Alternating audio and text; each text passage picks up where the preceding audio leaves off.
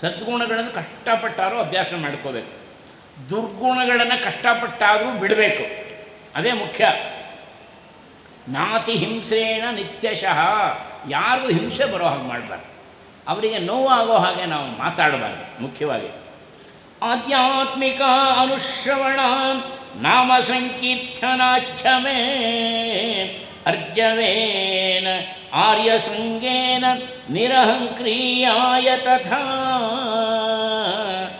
ನನ್ನ ಮಂಗಳ ಕಥೆಯನ್ನು ನಿತ್ಯ ಶ್ರವಣ ಮಾಡ್ತಿರೋನು, ಯಾರು ತನ್ನ ನಾಲಿಗೆಯಲ್ಲಿ ನಾಮ ಸಂಕೀರ್ತನೆಯನ್ನು ಹೇಳ್ತಾನೇ ಇರ್ತಾನೆ, ಆರ್ಜವೇ ಅನಾರ್ಯ ಸಂಗೇನ, ದುಷ್ಟರ ಸಂಘವನ್ನು ಯಾರು ಮಾಡಲ್ಲ, ಸತ್ಸಂಗದಲ್ಲಿ ಯಾರು ತನ್ನ ಜೀವನವನ್ನು ನಡೆಸ್ತಿರ್ತಾನೆ, ಅವನನ್ನು ಕಂಡ್ರೆ ನಾನು ವಿಶೇಷವಾಗಿ ಅನುಗ್ರಹ ಮಾಡ್ತೀನಿ. ನಮಗಿದೆಲ್ಲ ದೊಡ್ಡ ಲಾಭ. ನಾವೀಗ ನೋಡಿ, ಸಜ್ಜನರ ಈ ಸತ್ಸಂಗಕ್ಕೆ ನಾವು ಬಂದಿದ್ದರಿಂದ ದುರ್ಜನರ ಸಹವಾಸ ನಮಗೆ ದೂರ ಆಯಿತು. ಇಲ್ಲಿ ಯಾರು ದುರ್ಜನರು ಬರೋಲ್ಲ, ಸಜ್ಜನರ ಸಂಘ ನಮಗೆ ಪ್ರಾಪ್ತಿ ಆಯಿತು. ಈ ರೀತಿ ಇದ್ದ ವ್ಯಕ್ತಿಗೆ ಬೇಗ ನಾನು ಅನುಗ್ರಹ ಮಾಡ್ತೀನಿ ಅಂತಾನೆ ಭಗವಂತ. ಅಂಥವ್ರು ಇರಬೇಕು. ಈ ಅಭ್ಯಾಸ ಅವ್ರು ನಿರಂತರವಾಗಿ ಮಾಡ್ಕೋಬೇಕು. ಅಥವಾಂ ಸರ್ವಭೂತೇಷು ಭೂತಾತ್ಮಾನಂ ಕೃತಾಲಯಂ ಅರ್ಹಯೇ ಧಾನಮಾನಾಭ್ಯಂ ಮೈತ್ರಾಭಿನ್ನೇನ ಚಕ್ಷುಷಾ. ಅದಕ್ಕೆ ನನ್ನ ಭಕ್ತನಾಗುವಂಥವನು, ನನ್ನ ಭಕ್ತನಾದವನು ಯಾರತ್ತನ್ನು ಹೆಚ್ಚು ಯಾಚಿಸಕ್ಕೆ ಹೋಗಬಾರ್ದು. ತನ್ನತ್ರ ವಿಪುಲವಾಗಿ ಧನ ಇದ್ದರೆ, ತನ್ನತ್ರ ವಿಪುಲವಾಗಿ ಜ್ಞಾನ ಇದ್ದರೆ, ತನ್ನಲ್ಲಿ ವಿಫಲವಾದಂಥ ಶಾರೀರಿಕ ಶಕ್ತಿ ಇದ್ದರೆ ಅದನ್ನು ಸತ್ಕಾರ್ಯಕ್ಕೆ ಸದ್ವಿನಿಯೋಗ ಮಾಡಬೇಕು. ಈ ಉದಾಹರಣೆಗೆ ಈ ಥರ ಆಶ್ರಮ, ಎಷ್ಟೋ ಮಠಗಳು, ದೇವಾಲಯಗಳಲ್ಲಿ ಕಾರ್ಯ ಮಾಡೋರೇ ಇಲ್ಲ ಕಾರ್ಯಕರ್ತರು. ಪಾಪ ಒಳ್ಳೊಳ್ಳೆ ಕಾರ್ಯಕ್ರಮ ಮಾಡಬೇಕು ಅಂತ ಆಸೆ ಇರುತ್ತೆ. 15 ಜನರಲ್ಲಿ ಯಾರೋ 3 ಜನ ಬರ್ತಾರೆ ಅನ್ನೋದು. ಏನೇನೋ ಸಮಸ್ಯೆಗಳು. ಬೇರೆಯವ್ರಿಗೆ ಅವಕಾಶ ಇದ್ದರೂ ಬಂದು ಸೇವೆ ಮಾಡಬೇಕು ಅಂತ ಶಾರೀರಿಕವಾಗಿ ಮಾಡು. ಯಾರಿಗೆ ಜ್ಞಾನ ಇದೆ, ಜ್ಞಾನವನ್ನು 4 ಜನಕ್ಕೆ ಹಂಚು. ಯಾರಿಗೆ ವಿಫಲವಾದ ಹಣ ಕೊಟ್ಟಿರ್ತಾನೆ ಅವ್ರು ಯಾರಿಗೂ ಕೊಡೋದೇ ಇಲ್ಲ, ವಿಫಲವಾಗಿರುತ್ತೆ.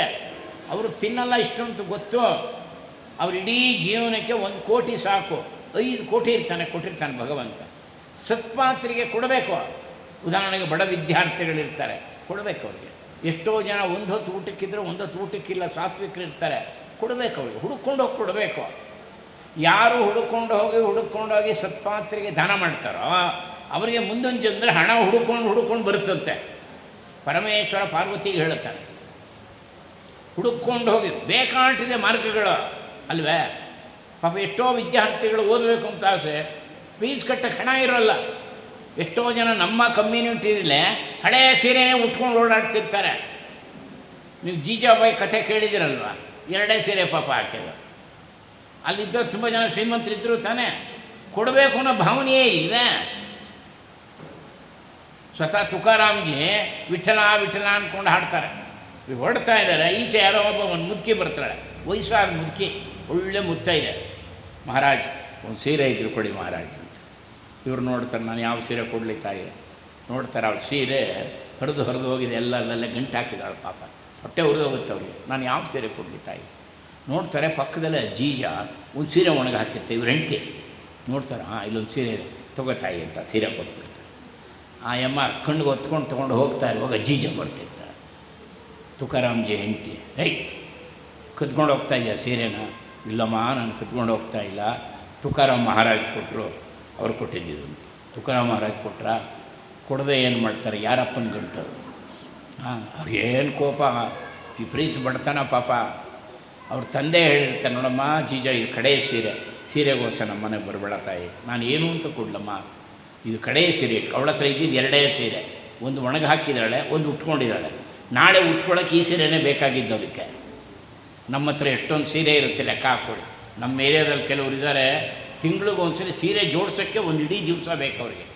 ಎಲ್ಲ ಕೆದರ್ಬಿಟ್ಟು ಜೋಡಿಸ್ತಾನೇ ಇರ್ತಾರೆ, ಎಲ್ಲ ಕೆದರ್ಬಿಟ್ಟು ಜೋಡಿಸ್ತಾನೇ ಇರ್ತಾರೆ. ಜೀವನ ಪರ್ಯಂತ ಒಬ್ರಿಗೂ ಒಂದು ಸೀರೆ ಕೊಡೋಲ್ಲ ಅವ್ರು ಹೋದ್ಮೇಲೆ ಕೆಲವೆಲ್ಲ ಆರಿಸ್ಕೊಂಡು ಹೋಗ್ತಾರೆ, ಈ ಸೀರೆ ನನಗೆ, ಈ ಸೀರೆ ನನಗೆ. ನಿನ್ನ ಕೈಯಾರೆ ಕೊಡೋ. ಬೇಕಾದ ಜನ ಮನೆ ಕೆಲಸ ಮಾಡ್ತಾರೆ, ನಿನ್ನ ಸೀರೆ ಹಳೆ ಸೀರೆ ನೀನು ಉಡೋದೇ ಇಲ್ವಲ್ಲ, ಕೊಡೋ, ತಪ್ಪೇನಿಲ್ಲ. ಇನ್ನೊಂದು 6 ತಿಂಗಳು ಸಂತೋಷವಾಗಿ ಉಟ್ಕೋತಾರೆ.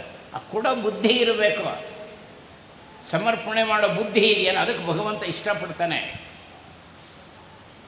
ಏನು ಮನೆಗೆ ಬರ್ತಾಳೆ ಜೀಜ ಅನ್ಕೋತಾಳೆ, ಇವತ್ತೆರಡರ ನಿರ್ಣಯ ಆಗಿಬಿಡ್ಬೇಕು, ಇಲ್ಲ ನಾನಿರ್ಬೇಕು, ಇಲ್ಲ ತುಕಾರಾಮ್ ಮಹಾರಾಜ್ ಇರಬೇಕು. ನನ್ನ ಬಡತನವೇ ಗೊತ್ತಾಗಿಲ್ಲ ಅವ್ರಿಗೆ, ನನ್ನ ಸೀರೆ ಕೊಟ್ಬಿಟ್ಟಿದ್ದಾರಲ್ಲ ಇವರು. ಒಂದು ದಿವಸ ಒಂದು ಸೀರೆ ಕೊಟ್ಟಿಲ್ಲ ನನಗೆ. ನಾನೇನೋ ನಮ್ಮ ಅಪ್ಪನ ಕಾಡಿ ಬೇಡಿ ಒಂದು ಸೀರೆ ತಂದರೆ ಅದನ್ನು ತೆಗೆದು ಕೊಟ್ಬಿಟ್ಟಿದ್ದಾರೆ. ಬಂದು ಬರ್ತಾಳೆ, ಇವತ್ತೆರಡರಲ್ಲಿ ನಿರ್ಣಯ ಆಗೋಗ್ಬಿಟ್ಟು ನಿನ್ನ ಮನೆಗೆ ಬರ್ತಾಳೆ, ಫೋರ್ಸಾಗಿ ಬರ್ತಾಳೆ, ಬೇಗ ಬರ್ತಾಳೆ, ಕೋಪ ಮಾಡ್ಕೊಂಡು ಬರ್ತಾಳೆ. ತುಕಾರಾಮ್ಜಿ ಅಲ್ಲಿ ಇಲ್ಲೇ ಇರಲಿಲ್ಲ, ಅಲ್ಲಿ ಮನೆಯಲ್ಲೇ ಇರೋಲ್ಲ ಅವರು. ನೋಡ್ತಾಳೆ ಇನ್ನೆಲ್ಲ ಹೋಗಿರ್ತಾರೆ, ಅನಂತ ಸ್ವಾಮಿ ಆಶ್ರಮಕ್ಕೆ ಹೋಗಿರಬೇಕು. ಎಲ್ಲೋ ವಿಠಲನ ಹತ್ರ ಅವ್ರು ಕೂತಿರ್ತಾರೆ. ಎಲ್ಲರ ಎದುರಿಗೆ ಗಾಳಿ ಬಿಡಿಸ್ಬಿಡ್ತೀನಿ. ಆ ವಿಠಲನ ದೇವಸ್ಥಾನದಲ್ಲೇ ಕೂತಿರ್ತಾರೆ. ಎಲ್ಲರ ಎದುರಿಗೂ ಅವಮಾನ ಮಾಡಿಬಿಡ್ತೀನಿ ಇವತ್ತು ಅಂತ ಸೆರೆ ಕೊಟ್ಟರು ಬರ ಬರ ಬರ ಬರ ಅಂತ ಬರ್ತಾಳೆ. ಅವಳ ಅದೃಷ್ಟಕ್ಕೆ ಇದುವರೆಗೂ ವಿಠಲನ ದೇವಸ್ಥಾನಕ್ಕೆ ಬಂದಿಲ್ಲ ಅವಳು, ಜೀಜಾ. ಅಷ್ಟು ಕೋಪ ವಿಠಲನ ಮೇಲೆ, ಅಷ್ಟು ಕೋಪ ಇರುತ್ತೆ. ವಿಠಲನ ದೇವಸ್ಥಾನಕ್ಕೆ ಬಂದವಳಲ್ಲ. ಇವತ್ತು ಎಲ್ಲರೆದ್ರಿಗೂ ಅವಮಾನ ಮಾಡ್ತೀನಿ ಬರ್ತಾಳೆ, ಅಲ್ಲೂ ಇರೋಲ್ಲ ತುಕಾರಾಮ್ಜಿ. ಪಾಪ ವಿಠಲನ ಪ್ರತಿಮೆ ನಿಂತಿರುತ್ತೆ, ಹೆಂಗೆ ನಿಂತ್ಯಾನು ವಿಠಲನ ಪ್ರತಿಮೆ ನೋಡ್ತಾಳೆ, ಕಲ್ಲನ ಮೂರ್ತಿ. ಓಹೋ ನೀನೇನ ವಿಠಲ? ಏನು ಮನುಷ್ಯನಪ್ಪ ನೀನು, ಏನು ದೇವರಪ್ಪ ನೀನು, ಯಾಕಪ್ಪ ಹೊಟ್ಟೆ ಹೊರಿಸ್ಕೋತೀನಿ ನಮ್ಮನ್ನು? ನಮ್ಮ ಯಜಮಾನ್ರು ಬೇಕಾದ್ರೆ ನೀನೇ ಇಟ್ಕೋ, ಅವ್ರನ್ನ ಮರಳು ಮಾಡಿಬಿಟ್ಟಿದೆ. ಬೈದರೂ ವಿಠಲ ಅಂತಾರೆ, ಹೊಗಳಿದ್ರು ವಿಠಲ ಅಂತಾರೆ, ಎರಡು ಬಾರಿಸಿದ್ರು ವಿಠಲ ಅಂತಾರೆ. ಇಂಥ ಗಂಡನ ಕೊಟ್ಟಿದೆ. ನನ್ನ ಗಂಡ ನೀನೇ ಇಟ್ಕೋ, ತಿನ್ನೋ ಕೊಡು. ನನ್ನ ಮಕ್ಕಳನ್ನ ಕೊಟ್ಟಿದೆ, ತಿನ್ನೋ ಗತಿ ಇಲ್ಲ. ದಿನ ಎಷ್ಟು ಜನನ ಅಂತ ಬೇಡಲೆ, ಯಾಕೆ ಹೊಟ್ಟೆ ಉಳಿಸ್ಕೋತೀಯ ನೀನು? ನಿನಗೇನು ಹೃದಯ ಇದೆಯಾ? ನಿಂಗೆ ಕರುಣೆ ಇದೆಯಾ? ಬಾಯಿಗೆ ಬಂದು ಏನೇನು ಬೇಕೋ ಎಲ್ಲ ಬೈದು ಬಿಡ್ತಾಳೆ. ಇಷ್ಟು ದಿವಸ ಬೇಕಾಷ್ಟು ಇಟ್ಕೊಂಡಿದ್ಲು, ಬೈಬೇಕು ಸಿಕ್ಕಿದ್ರೆ ವಿಟ್ಲಾಗ. ಇವತ್ತೇನು ಪಾಪ ಅವ್ನು ಕಲ್ಲಿನ ಮೂರ್ತಿ. ನಮ್ಮವ್ರು ಕೆಲವ್ರು ಹಾಗೆ, ಭಗವಂತನಿಗೆಲ್ರಿ ಹೃದಯ ಇದೆ, ಅವನಿಗೆಲ್ರಿದೆ, ಕಣ್ಣಿದೆ, ಬೈತಾನೆ. ಸುಲಭ ಸಿಗೋನು ಯಾರು ಅಂದರೆ ದೇವರೇ. ನಮಗೆ ಬೈಬಾರ್ದು. ಸದ್ಭಕ್ತ ಎಂದೂ ಭಗವಂತ ನಿಂದನೆ ಮಾಡಬಾರ್ದು. ಅವನ ಕರುಣೆಯಿಂದ ಮನುಷ್ಯನ ಜನ್ಮ ಸಿಕ್ಕಿರುತ್ತೆ. ಅವನ ನಿಂದನೆ ಮಾಡ್ತಾ ಮಾಡ್ತಾ ನಮ್ಮ ಪುಣ್ಯ ಎಲ್ಲ ಕರಗಿ ಹೋಗುತ್ತೆ. ಹಾಯಿ ಬಂದ ಬೈತಾಳೆ, ಬೈತಾ ಬೈತಾ ಬೈತಾ. ಯಾಕೆಂದರೆ ಇವಳು ಹೊಟ್ಟೆ ಉರಿದು ಹೋಗಿದೆ, ಮನೆ ಕಿಡುಬಡ್ತಾನ. ಕಡೇ ಅವಳು ಬೈತಾ ಬೈತಾ ಬೈತಾ ನೋಡ್ತಾಳೆ, ಇದ್ದಕ್ಕಿದ್ದಾಗೆ ನೋಡ್ತಾಳೆ, ಪಕ್ಕದಲ್ಲೇ ರುಕ್ಮಾಯಿ ಕಾಣಿಸ್ಕೊಳ್ತಾಳೆ. ಅಲ್ಲಿರೋದು ವಿಠಲನ ಮೂರ್ತಿ ಒಂದೇ, ರುಕ್ಮಾಯಿ ಹಿಂದುಗಡೆ ಇರೋದು. ರುಕ್ಮಾಯಿ ಕಾಣಿಸ್ಕೊಳ್ತಾಳೆ. ರುಕ್ಮಾಯಿ ಇವಳು ಸೀರೆ ಉಟ್ಕೊಂಡಿದ್ದಾಳೆ. ನೋಡ್ತಾಳೆ, ಹಾಂ ನನ್ನ ಸೀರೆ ಉಟ್ಕೊಂಡಿದ್ಯಾ? ನೀನು ಬಂದಿದ್ದು ನಮ್ಮ ಸೀರೆ, ನನ್ನ ಮಾಸಿ ಹೋದ ಸೀರೆ, ಅದನ್ನು ಉಟ್ಕೊಂಡಿದ್ಯಾ ತಾಯಿ? ಎಷ್ಟು ಜನ ಹರಿಸ್ಕೊಂಡು ನಿಂಗೆ ಒಳ್ಳೊಳ್ಳೆ ಸೀರೆ ಕೊಡ್ತಾರೆ, ನೀನು ಬಂದು ನನ್ನ ಸೀರೆ ತೊಗೊಂಡು ಬಂದು ಉಟ್ಕೊಂಡಿದ್ಯಲ್ಲ. ಇವಳು ಬಾಯೇ ನಿಂತು ಹೋಗ್ಬಿಡುತ್ತೆ. ಜೀಜಾ ಮನೆಗೆ ಬಂದ್ಗಳು ಅಂತ ಹೇಳ್ತಾಳೆ. ಸಾಯಂಕಾಲ ಬರ್ತಾರೆ ತುಕಾರಾಮ್ ಮಹಾರಾಜ್. ವಿಠಲ ವಿಠಲ ವಿಠಲ ಅಂದ್ಕೊಂಡು. ಜೀಜಾ ಯಾಕೆ ಅಳ್ತಾ ಇದೆ? ಮನೇಲಿ ಏನೂ ಇಲ್ವ ಮಾಡೋಕ್ಕೆ? ಆಗ ಇದ್ದು ಸಂಗತಿ ಹೇಳ್ತಾಳೆ, ಈ ಥರ ಅವ್ರು ಯಾರೋ ಹೆಂಗಸು ನೀವು ಕೊಟ್ಟರಲ್ಲ ಸೀರೆ, ಬೈಯೋಣ ಅಂತ ನಾನಲ್ಲಿ ಬಂದರೆ ರುಕ್ಮಾಯಿ ಸೀರೆ ಉಟ್ಕೊಂಡಿದ್ವು. ರುಕ್ಮಾಯಿ ನಿಂಗೆ ದರ್ಶನ ಕೊಟ್ಲ, ನೀನು ಎಷ್ಟು ಪುಣ್ಯವಂತೆ. ನನಗೆ ಎಷ್ಟು ದಿವಸ ದರ್ಶನ ಆಗಿಲ್ಲ, ತಿರ್ಗಾ ಹೊಟ್ಟೋಗ್ತಾರೆ ಅವ್ರು ದೇವಸ್ಥಾನಕ್ಕೆ. ಅಮ್ಮ ನನಗೆ ಯಾಕೆ ದರ್ಶನ ಕೊಟ್ಟಿಲ್ಲ? ನನ್ನ ಹೆಂಡ್ತಿಗೆ ದರ್ಶನ ಕೊಟ್ಟು. ಸಂತರ ಜೀವನವೇ ಹಾಗೆ, ನೀವು ಕಲ್ಪನೆ ಕೂಡ ಮಾಡ್ಕೊಳಕ್ಕಾಗಲ್ಲ. ನಿಮ್ಮ ಮನೆ ಹತ್ರ ಯಾರು ಬಂದ್ಯಾರು ಸೀರೆ ಕೊಡಿ ಅಂತ ಕೇಳಿ, ಕಳಿಸಲ್ಲ ಭಗವಂತ. ಗೊತ್ತು ನಮ್ಮ ಬುದ್ಧಿ ಕೊಡಲ್ಲ ಇವರು ಅಂತ.